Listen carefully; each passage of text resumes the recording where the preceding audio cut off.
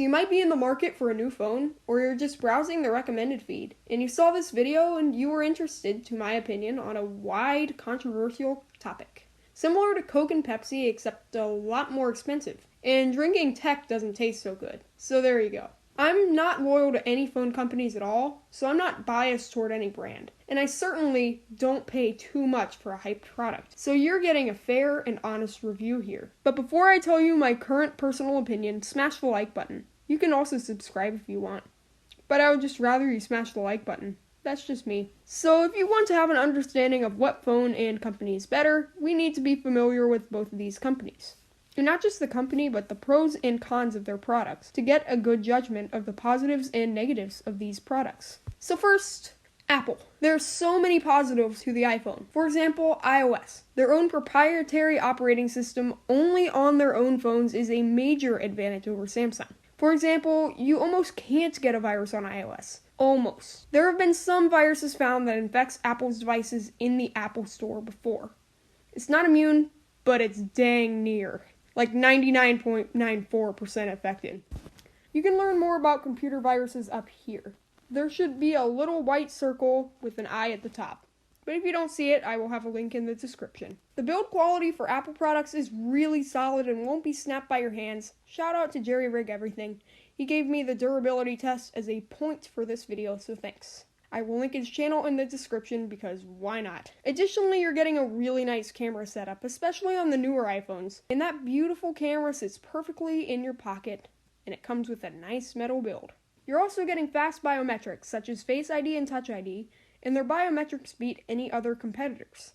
So I've got a lot of positives to using an iPhone, and believe it or not, it doesn't end with what I've mentioned. There's tons of other advantages to using an iPhone, but I have covered the main ones. The useful ones in your life. Now to the cons, and oh dear lord, there's a lot. When buying an iPhone, you're getting last generation hardware for next generation price. Their highest end iPhones have 6 gigabytes of RAM, which is pathetic compared to any other phone you get for over $200. The funny thing is that the iPhone is $1,100. Apple tax? That being said, the iPhone completely destroys every other phone in the CPU, so maybe they could just bump the RAM up in the next generation. We'll see. Then with an iPhone, you're also dealing with right to repair. If you don't know what this is, I've made a video in the top right corner of the screen, or in the description. I'll sum it up for you now. Apple tries to lock you out of repairing your own device by pairing components to the iPhone. So if they can put multiple parts of the iPhone into one piece, and if one breaks, you might as well just justify buying a new phone rather than going and buying the new parts. Because in the long run, it would be much cheaper to buy a new phone. It's a mighty interesting topic. And I suggest that you go check that video out. It's an important right that we as tech owners deserve, and we need to fight to gain that right back. Then the last problem I'm covering is the elephant in the room. The price. The iPhone basically makes you choose between buying food for the month or a phone. Yeah, the price is nuts. I talk about it in a video, and the dilemma is nicknamed Apple tax. Just like the positives in named just the most important topics. But please don't think I hate Apple. The iPhone is good, I'm just saying it could use some work. And now on to our friend over in South Korea, Samsung. I'll start with the positives. The design of the Samsung phone is great. It crushes Apple in a lot of ways regarding business integrity, pricing, and branding. If you have a Samsung phone, you're going to feel like a king because this phone looks really sharp. Nice job, Samsung. Also, you can repair and upgrade your device. Sort of. They make it a little hard to get into your device, but once you're in the phone, you're clear to do whatever you want to do without losing functionality. That is one reason I like Samsung. They're a transparent company with an amazing product line. Additionally, Android allows you to customize anything and everything about your iPhone's look. The software skin it comes preloaded with doesn't suck either. These devices are also really durable.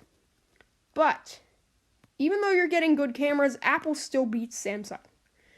12 gigabytes of RAM crushes Apple, beating their best product twice-fold in regard to random access memory.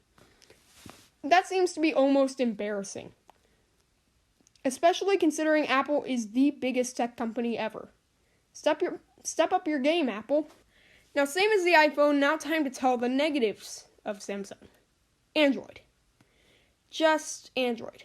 I said the customization was a positive, but it is also the biggest weakness. The security sucks on Android, meaning it's easier to get viruses and other crazy things on your phone. On iOS, basically antiviruses do nothing at all, because the bundled in security is already so good. It's like killing an animal as it is being born, which makes it hard for viruses to appear on iOS. On Android, you may actually want an antivirus. There's way more threats you'll face on Android than iOS. Then Samsung faces the same problems on their phones as Apple. The price. Sometimes. If you're going for a Samsung S20 or Note 20, you may actually pay more than a flagship iPhone. Now personally, I think it's worth it for what you get, but still, money is money. If you're a cheap person, go for the Samsung A series of phones. They're cheap as heck, and while you will feel a performance drop over the more expensive phones, you're also paying about $1,000 less for the same sharp design. Nice. And it's still a respectable phone, just their higher-end phones are priced sky high. I would say that the clear winner here would be Samsung.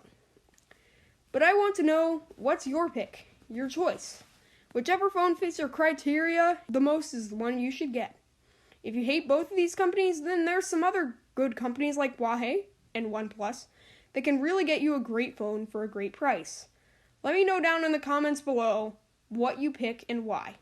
If you enjoyed this video, or it helped you at all in your phone picking endeavors, make sure to smash like and smash subscribe, and I'll see you next video.